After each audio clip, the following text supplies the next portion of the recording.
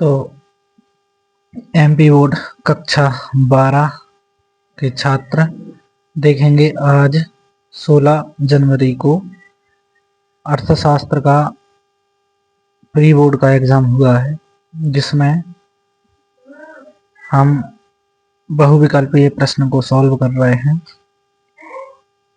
तो देखेंगे किस प्रकार से पेपर आया है। ये एग्जाम 80 नंबर का है, जिसमें 3 घंटे का समय मिला था और जिसमें प्रश्न क्रमांक 6वां तक यानी 5वां तक वस्तुनिष्ठ प्रश्न है, बहुविकल्पी प्रश्न है 32 नंबर के, और बाकी के 6 से 23 तक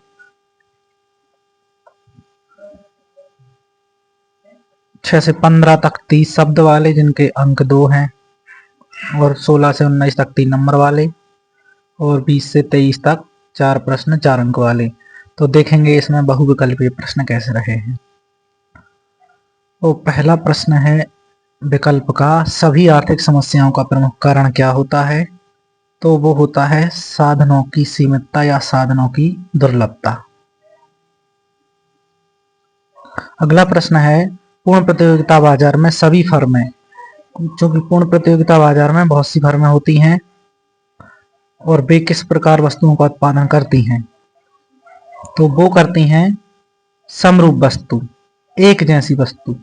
पूर्ण प्रतियोगिता बाजार में जितनी भी फर्में होती हैं सभी समरूप वस्तु का उत्पादन करती हैं या बेचती हैं।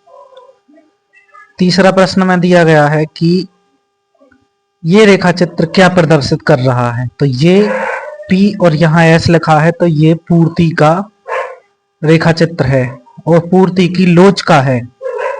पूर्ति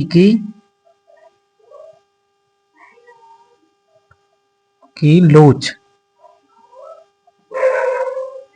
पूर्ति की लोच। लेकिन पूर्ति की लोच के टाइप होते हैं, क्या होते हैं पूर्ति की लोच के टाइप? तो देखेंगे इसमें क्या हो रहा है। कीमत स्थिर है, कीमत स्थिर है, कीमत ऊपर नीचे नहीं हो रही है, लेकिन मात्रा आगे बढ़ रही है या पीछे हो रही है, दोनों बातें मान के चल रहा है। तो ये लोचदार है, लेकिन कैसी है? पूर्णतया लोचदार। तो ये हो जाएगा पूर्णतया लोचदार पूर्ति। ये जो चित्र है इसमें पूर्णतया लोचदार पूर्ति का जो वक्र होता है वो एक्स अक्ष के समांतर होता है। ये है एक्स अक्ष और इसके समांतर ये पूर्ति वक्र है।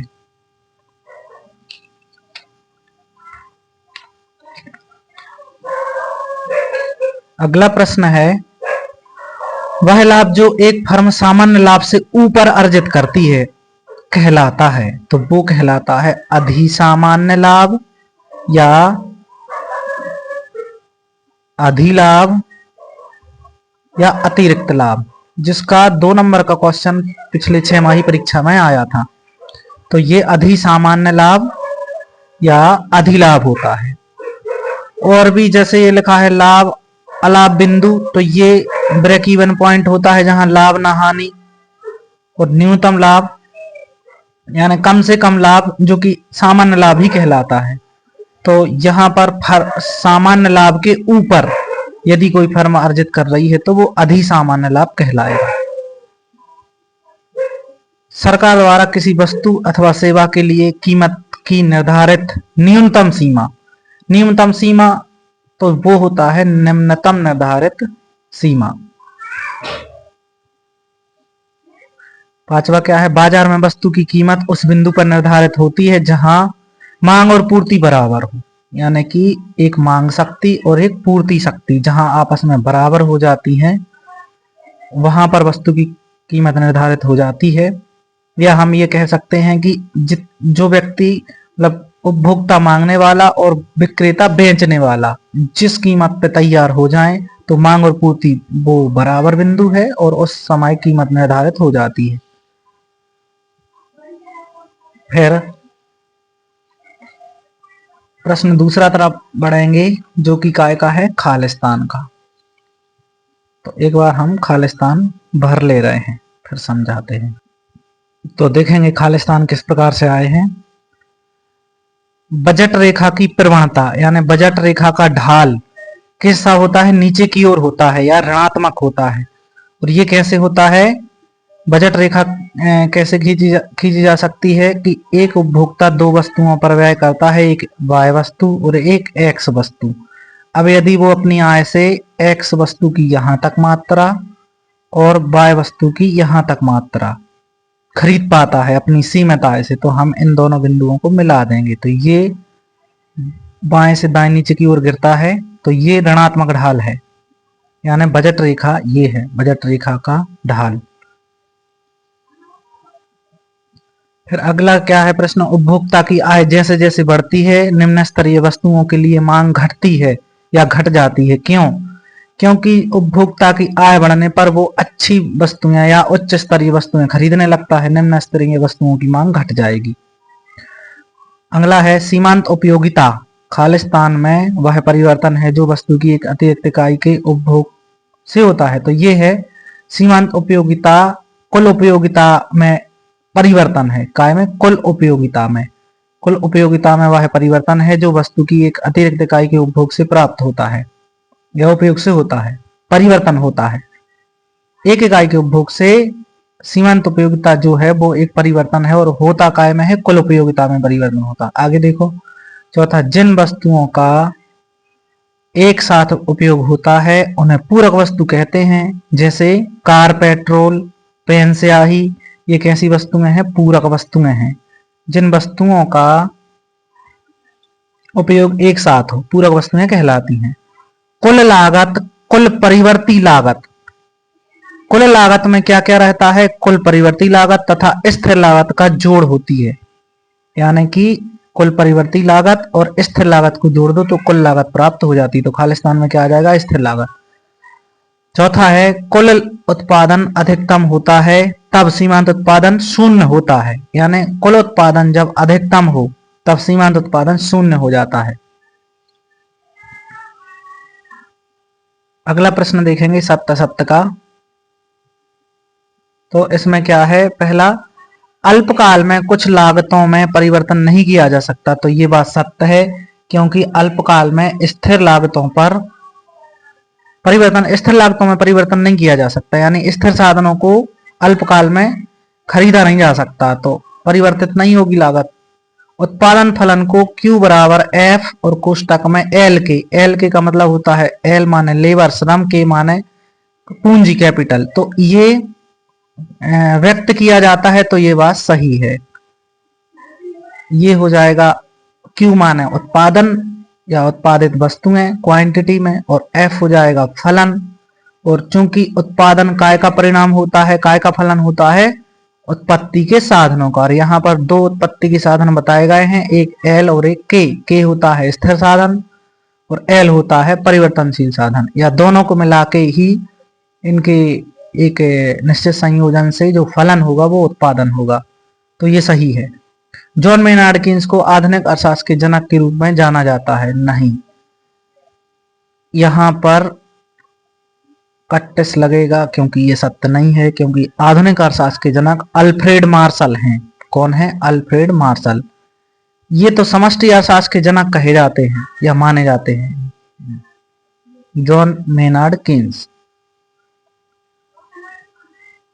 अगला प्रश्न है, आर्थिक एजेंट से हमारा तात्पर्य उन व्यक्तियों अथवा संस्थाओं से है जो आर्थिक निर्णय लेते हैं, तो ये बात सत्य है।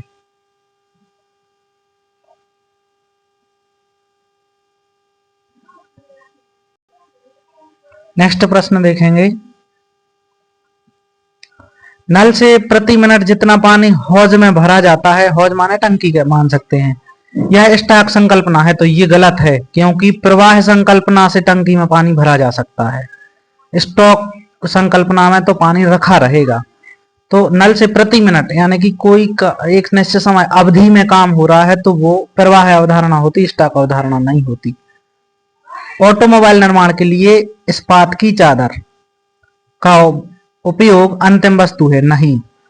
ऑटोमोबाइल यानी कि कोई कार अंतिम वस्तु है, लेकिन उसमें जब चादर का उपयोग होगा, इस्पात की चादर या और उसका रोल आएगा, तो वो मध्यवर्ती वस्तु कहलाएगी, इसलिए ये क्या हो जाएगा, गलत, असत्य। तो इस तरीके से विकल्प यानी कि 70 देखेंगे। तो जोड़ी में वस्तु विनिमय के लिए दोहरे संयोग की आवश्यकता होनी चाहिए, तो इसको पहले को तो आखिरी से मिलाया जाएगा। मुद्रा का प्राथमिक कार्य क्या होता है? तो मुद्रा सबसे पहले क्या क्रय विक्रय कराती है, यानी कि विनिमय का माध्यम। तो ये कहां से मिल जाएगा? इससे मिल जाएगा। सीमांत उपभोग प्रवृत्ति। सीमांत उपभोग प्रवृत्ति का मतलब होता है डेल्टा सी बटे बाय। क्या हो जाएगा? डेल्टा सी बटे बाय, यानी कि ये मिलेगा इससे, ई से। सीमांत बचत प्रवृत्ति। सीमांत बचत प्रवृत्ति।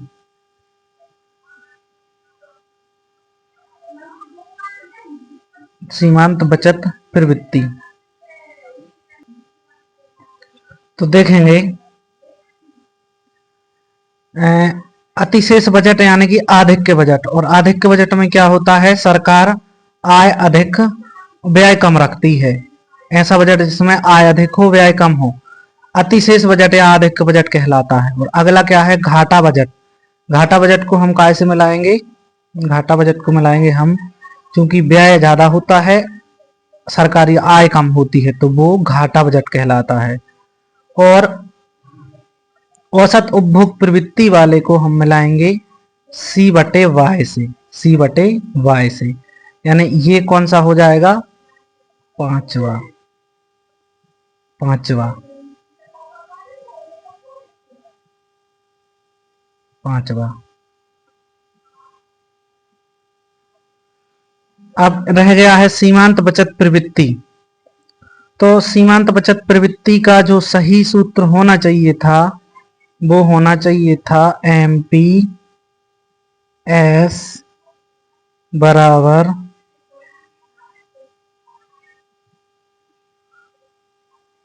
डेल्टा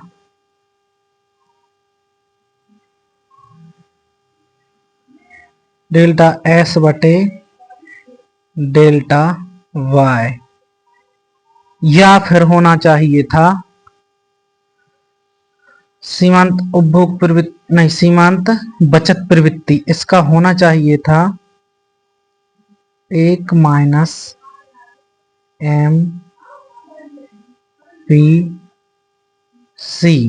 बराबर होता है ये। तो चूंकि ये हमें ऐसा लग रहा है कि ये गलत आया है, क्योंकि S प्लस C बराबर होता है 1, जो कि राष्ट्रीय आय, ये क्या हो जाएगी? राष्ट्रीय आय। तो इसको यदि राष्ट्रीय आय या कुल आय का ये सामने दिया होता तो इससे होता, परंतु अभी हम इसको मैचिंग इसी से करेंगे। पर ये क्वेश्चन में क्या है? एक्चुअली ये वाला इससे मिलाना है, तो ये क्वेश्चन में फॉल्स है, तो क्वेश्चन में मिस्टेक है। ये हम किससे मिला रहे हैं? चौथे से।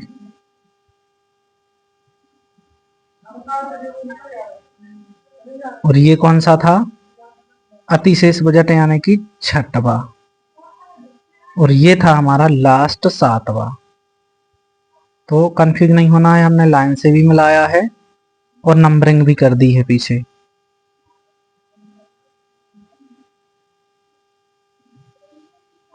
जोड़ी में हमें ये जो प्रश्न लग रहा है ये थोड़ा इसका उत्तर बाय मिस्टेक है। तो देखेंगे एक वाक्य में उत्तर दीजिए ये प्रश्न किस प्रकार रहे हैं। तो स्थिर विनिमय दर व्यवस्था का सार क्या था?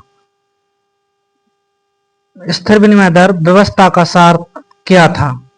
तो इसका सार, चूंकि स्थिर विनिमय दर व्यवस्था जो है इसके पहले स्वर्णमान चलता था, स्वर्णमान व्यवस्था।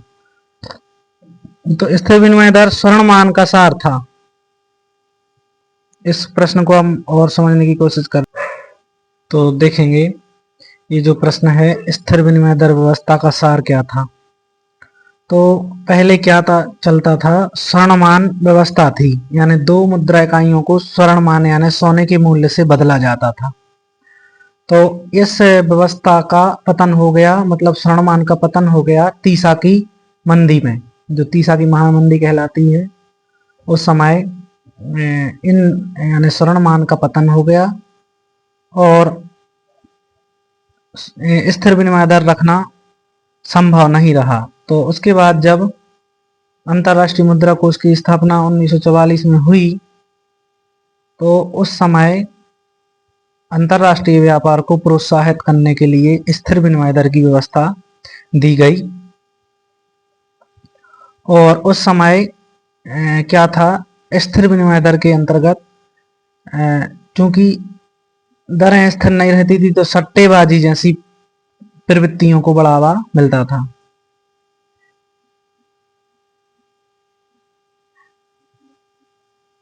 सट्टेबाजी प्रवृत्तियां, इनको बढ़ावा मिलता था तो उन्हें रोकना और दरों को विनिमय दर को स्थापित करना। तो हम किस प्रकार आंसर दे देंगे कि स्थिर विनिमय दर व्यवस्था का सार सट्टेबाजी प्रवृत्तियों को रोकना और अंतरराष्ट्रीय व्यापार को प्रोत्साहन देना था। और अगला प्रश्न क्या है, लोचपूर्ण विनिमय दर का निर्धारण कौन करता है? तो लोचपूर्ण विनिमय दर कौन सी होती है? विनिमय की मांग एवं विनिमय की पूर्ति के परस्पर संयोजन द्वारा निर्धारित होती है। तो कौन करता है? फिर वही मांग और पूर्ति करेगी। तो विनिमय की मांग एवं विनिमय की पूर्ति ये निर्धारित करती है।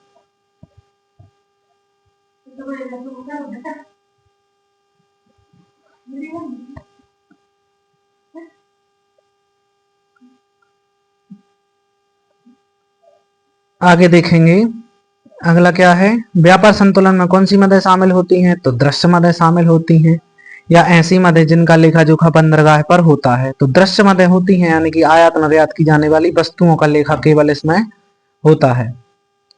और क्या है अगला, राजस्व घाटा का सूत्र। तो राजस्व घाटा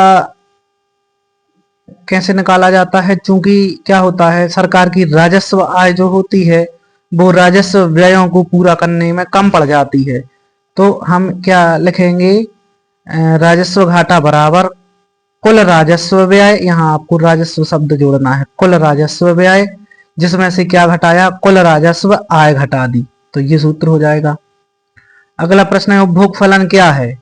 तो उपभोग फलन यानी कि उपभोग व्यय और आय के बीच संबंध, यानी कौन सा संबंध, अनुपातिक संबंध। तो वही हम यहाँ पर देंगे, उपभोग फलन कुल उपभोग व्यय एवं कुल राष्ट्रीय आय के बीच अनुपातिक संबंध होता है या के बीच का अनुपात है, यानी कि कुल उपभोग व्यय एवं कुल राष्ट्रीय आय के बीच का संबंध है। और अगला है निवेश क्या है? तो निवेश क्या कहलाता है? निवेश या विनियोग जब कोई नई संपत्ति का सृजन हो या क्रय हो, यानी जब कोई नई संपत्ति खरीदी जाए, कोई भवन बनाया जाए, कोई सड़क बनाई जाए या किसी नई कंपनी का निर्माण हो, तो उस समय प्रतिभूतियां, नई प्रतिभूतियां बिकेंगी, मतलब खरीदी जाएंगी, तो वो कहलाता है निवेश। तो नई संपत्ति का सृजन ही निवेश कहलाता है। पूर्ण रोजगार किसे कहते हैं? तो पूर्ण रोजगार वह अवस्था होती है जब देश में उपलब्ध सभी संसाधनों को रोजगार मिल जाता है। तो वही उत्तर दे देंगे, जब सभी साधनों को रोजगार मिल जाए तो उस स्थिति को पूर्ण रोजगार कहते हैं। तो ये थे विकल्प के प्रश्न। और हम आगे प्रश्नों को देखेंगे किस तरीके से 2 नंबर के प्रश्न आए हैं।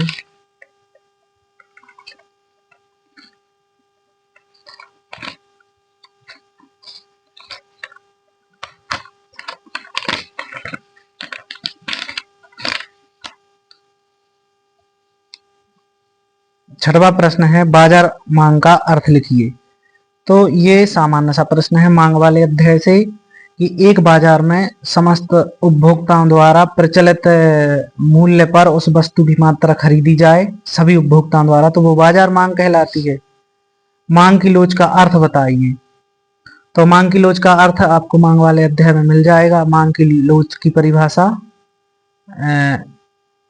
यानी कि मांग किसी वस्तु की कीमत में होने वाले अनुपातिक परिवर्तन के परिणाम स्वरूप उसकी, मतलब किसी वस्तु की कीमत में होने वाले अनुपातिक परिवर्तन के परिणाम स्वरूप उसकी मांग में अनुपातिक परिवर्तन को बताती है, वो होती है लोच। स्थानापन्न वस्तुएं किन्हें कहते हैं? वे वस्तुएं जिनका एक दूसरे के स्थान पर प्रयोग किया जा सके। स्थानापन्न वस्तुएं जैसे चाय के स्थान पर कॉफी, ऐसे। कुल उपयोगिता किसे कहते हैं? किसी वस्तु की एक से अधिक इकाइयां, यानी कि एक से अधिक इकाइयों का एक ही समय पर उपयोग किया जाए, उपभोग किया जाए, तो सभी इकाइयों से मिलने वाली सीमांत उपयोगिता का योग कुल उपयोगिता कहलाती है। स्थिर लागत किसे कहते हैं? तो स्थिर साधनों को प्राप्त करने में जो फर्म का व्यय होता है या फर्म व्यय करता है वो स्थिर लागतें कहलाती हैं। परिवर्तनशील लागत किसे कहते हैं? परिवर्तनशील साधनों को प्राप्त करने के लिए जो व्यय होता है। कुल संप्राप्ति को समझाइए। तो कोई फर्म जब अपनी एक निश्चित मात्रा वस्तुओं की एक निश्चित मात्रा या उत्पाद की एक निश्चित मात्रा बेचता है तो उस समय उसे जो भी प्राप्त होता है कुल राशि, वो विक्रय से कुल राशि प्राप्त, वो कुल संप्राप्ति कहलाती है, रेवेन्यू, आगम। लाभ अधिक समीकरण को समझाइए। तो जब हम फर्म संतुलन ज्ञात करते हैं तो उस समय हम देखते हैं कि एक फर्म अपने लाभ बढ़ाने के लिए क्या करती है, तो औसत लागत और सीमांत लागत कम करती है और वस्तु की कीमत को स्थिर रखती है। तो जब कीमत औसत लागत और सीमांत लागत से अधिक हो जाए, कीमत अधिक हो जाए, तब लाभ अधिक हो जाते हैं। तो उसी प्रक्रिया को लाभ अधिक समीकरण कहते हैं। हम कब कहेंगे कि वस्तु के लिए अधिमांग है? तो ये आपको मिल जाएगा समष्टि अर्थशास्त्र में। हम कब कहेंगे कि बाजार में किसी वस्तु के लिए अधिपूर्ति है? तो मांग समग्र मांग से अधिक पूर्ति हो जाए तो अधिपूर्ति होती है, और जब समग्र पूर्ति से समग्र मांग कम रह जाए, नहीं, समग्र मांग अधिक हो जाए या समग्र मांग के बराबर समग्र पूर्ति ना हो तो अधिमांग कहलाती है, यानी मांग अधिक होना। श्रम बाजार में मजदूरी दर का निर्धारण कहाँ होता है? तो श्रम की मांग करने वाले उत्पादक होते हैं और श्रम की पूर्ति करने वाली जनता होती है। तो उस समय क्या होता है, उत्पादक वर्ग श्रम की मांग करते हैं और मजदूर वर्ग मजदूरी की मांग यानी कि वेतन की मांग करते हैं। तो उस समय मांग और पूर्ति की शक्तियां काम करती हैं, और जहां पर मांग और पूर्ति शक्ति बराबर हो जाए, श्रम की मांग श्रम की पूर्ति शक्ति बराबर हो जाए, तो उस समय मजदूरी दर का निर्धारण हो जाता है। संतुलन कीमत के निर्धारक घटक कौन कौन से? संतुलन कीमत कौन सी होती है? जहां पर बाजार की स्थिति साफ हो जाए, यानी मांग एवं पूर्ति दोनों बराबर हो जाएं, मांग शक्ति और पूर्ति शक्ति बराबर हो जाए, तो वही दो घटक हैं, मांग और पूर्ति। सकल घरेलू उत्पाद जीडीपी का अर्थ बताइए। तो इसका क्या है? आपने पढ़ा होगा राष्ट्रीय आय में किसी देश की घरेलू सीमा में एक वर्ष में उत्पादित समस्त वस्तुओं एवं सेवाओं के मौद्रिक मूल्य का योग जीडीपी कहलाता है।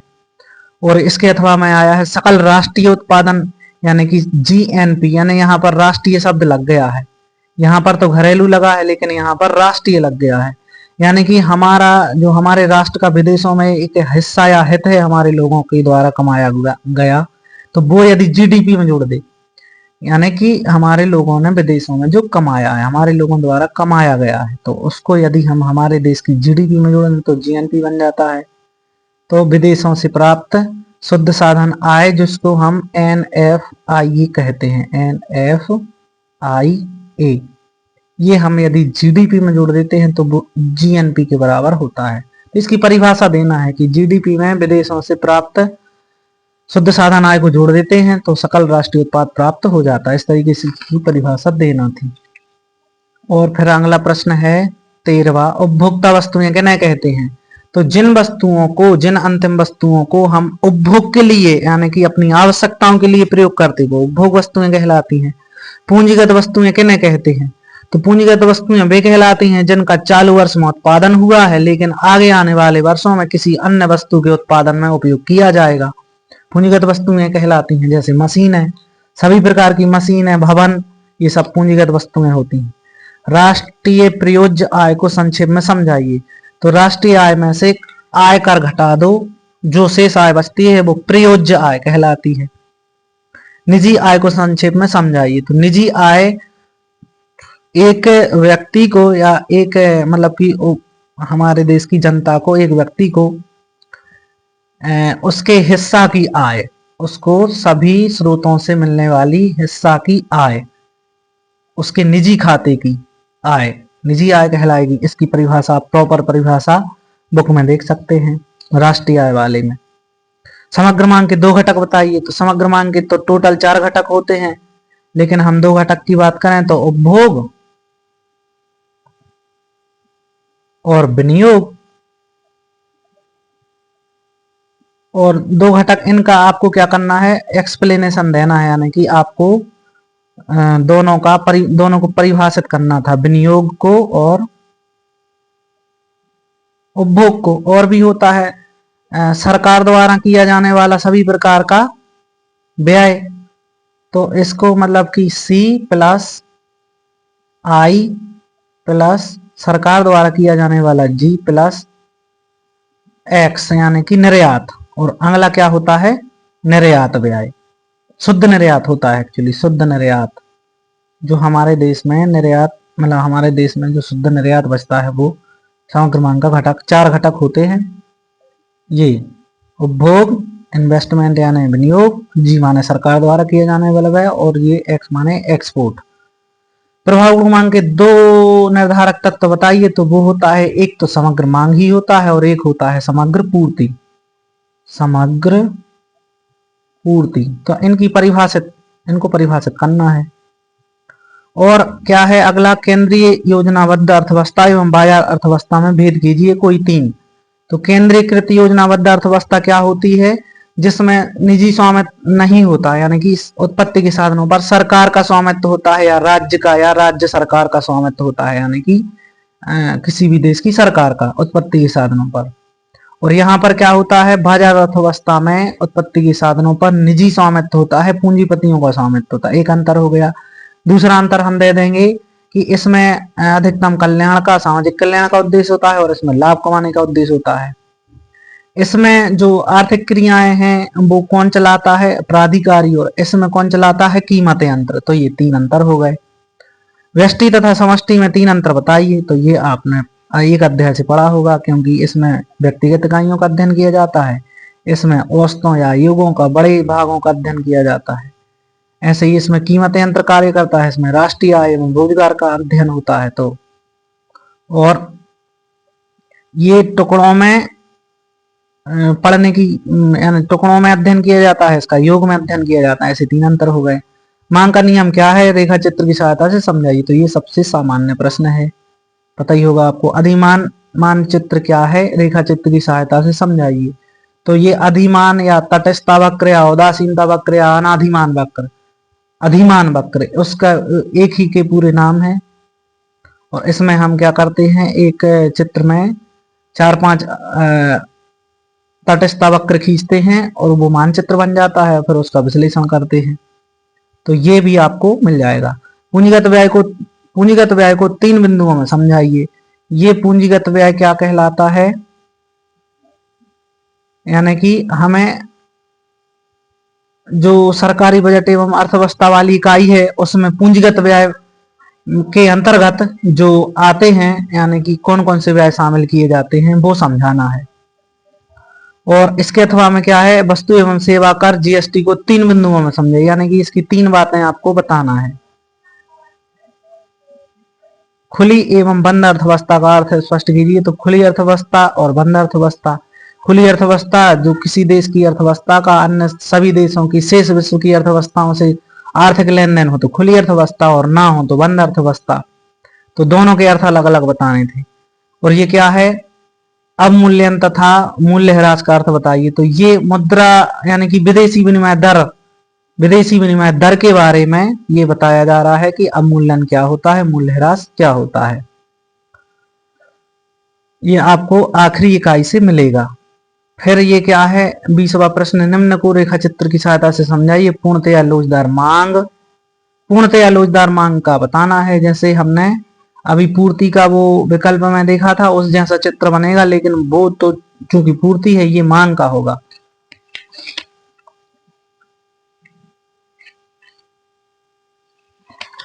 फिर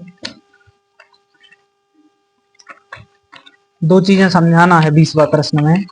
एक चीज, अगली चीज क्या है, पूर्णतया बेलोचदार मांग।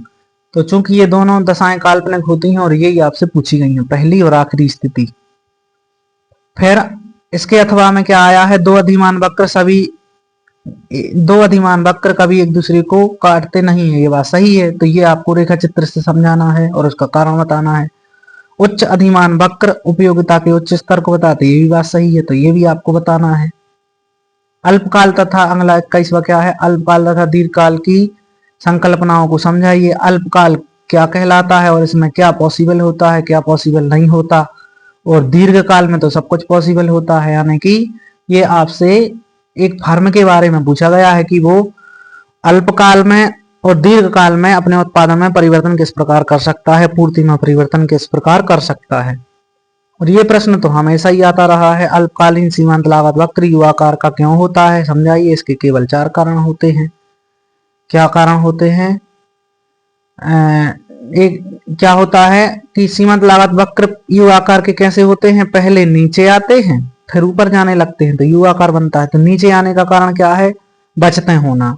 और बचतें 4 प्रकार की होती हैं, प्रबंधकीय बचतें, श्रम संबंधी बचतें, विपणन की बचतें और तकनीकी बचतें। तो 4 बचतें होती हैं, उन्हीं के कारण इसका आकार यू हो जाता है। और भारतीय रिजर्व बैंक की किस भूमिका को अंतिम ऋणदाता कहा जाता है, तो ये क्या करता है, ये एक्चुअली बैंकों का बैंक होता है। यानी किसी देश में किसी भी देश का अपना केंद्रीय बैंक होता है और हमारे देश का केंद्रीय बैंक है भारतीय रिजर्व बैंक। तो इसकी एक भूमिका है, यह बैंकों को, व्यापारिक बैंकों को जिनमें हमारे खाते खुलते हैं, जनता के खाते, उनको अल्पकालीन एवं दीर्घकालीन ऋण प्रदान करता है। तो वो किसको ऋण प्रदान करते हैं, जनता को। तो बैंकों को जो ऋण देता है वो अंतिम ऋणदाता कहलाता है, यानी क्रम में सबसे ऊपर होता है और अंतिम ऋणदाता के रूप में होता है। तो ये आपको प्रॉपर बुक में उत्तर मिल जाएगा। फिर विमुद्रीकरण की भूमिका को भारतीय अर्थव्यवस्था के संदर्भ में समझाइए। विमुद्रीकरण क्या होता है, कोई वर्तमान में प्रचलित मुद्रा को प्रतिबंधित करके और उसके स्थान पर नई मुद्रा चलाई जाए, विमुद्रीकरण कहलाता है, जो पहले हुआ है। तो चूंकि क्या होता है, कुछ ऐसी बातें होती हैं जिनकी वजह से विमुद्रीकरण आवश्यक हो जाता है, जैसे काले धन को, यानी ऐसी आय जिस पर टैक्स नहीं दिया गया, काला धन, और देश में अस्थिरता आ जाए, जैसे सरकार के खिलाफ प्रदर्शन हो, आतंकवादी गतिविधियां बढ़ने लगे, तो उस समय विमुद्रीकरण का तरीका अपनाया जाता है। तो इसका प्रॉपर आंसर आपको बुक में मिल जाएगा। और 23वां प्रश्न क्या है, उदाहरण की सहायता से गुणक के कार्यक्रम की व्याख्या कीजिए। तो ये केन्स के द्वारा समझाया गया विनियोग गुणक का कार्यक्रम बताना है, जिसका एक तालिका के द्वारा व्याख्या की जाती है। इसका उत्तर आपको बुक में प्रॉपर मिल जाएगा, किसी भी बुक में मिल जाएगा। उदाहरण की सहायता से मितव्ययिता का विरोधाभास की व्याख्या कीजिए। मितव्ययिता का मतलब क्या होता है, खर्चा कम करना या बचत करना, या खर्चा ना करना, केवल पैसे बचा लेना। तो पैसे बचा लेने से लोगों को लगता है कि बचत हो जाएगी, पैसे जुड़ जाएंगे, तो ऐसा नहीं होता है। केन्स ने बताया कि यदि बचत लोग करते हैं तो उनकी या तो कुल बचत में कमी होती है या पहले की जैसी बचतें रह जाती हैं, क्योंकि आपकी बचत है लेकिन किसी और के लिए यदि आप खर्च कर देते तो वो किसी और की आय होती, फिर वो और अधिक उत्पादन यानी कि विनियोग करने के लिए प्रेरित होता। तो ऐसे खर्च करने से आय ज्यादा बढ़ने के यानी कि ये गुणक कार्य करता है, तो आय बढ़ती है और आय बढ़ने से बचत भी बढ़ती है, बचत बढ़ती है, तो कुल बचत में वृद्धि होती है। और मितव्ययिता क्या करती है, मितव्ययिता उस व्यय को रोक देती है जो आय का कारण बनता है। तो मितव्ययिता का विरोधाभास इस बात को कहा गया है। तो जब आप इसका प्रॉपर उत्तर पढ़ेंगे तो उदाहरण भी दे पाएंगे और उदाहरण की सहायता से इसकी व्याख्या करना है। तो इस तरीके से ये प्री बोर्ड का एग्जाम था और इसमें कुछ प्रश्नों को इस तरीके से डाला गया है जो कि वास्तव में वार्षिक परीक्षा में पूछने योग्य हैं। तो इसका अधिकतम जो अंश है वार्षिक परीक्षा में प्रश्नों का देखने को मिलेगा। तो इसको पूरा प्रश्न पत्र को आपको सॉल्व करके रखना है और सभी उत्तरों को ढूंढ लेना है। और यदि कोई उत्तर आपको समझ में नहीं आता है तो अपने शिक्षक से उस प्रश्न को जरूर समझ लेना है, ताकि आपकी वार्षिक की तैयारी अच्छे से हो सके। तो इस तरीके से यदि इस प्रश्न पत्र में कोई कंफ्यूजन हो तो कमेंट डालकर प्रश्न पूछ सकते हैं, अपना कंफ्यूजन दूर कर सकते हैं। Okay, thanks.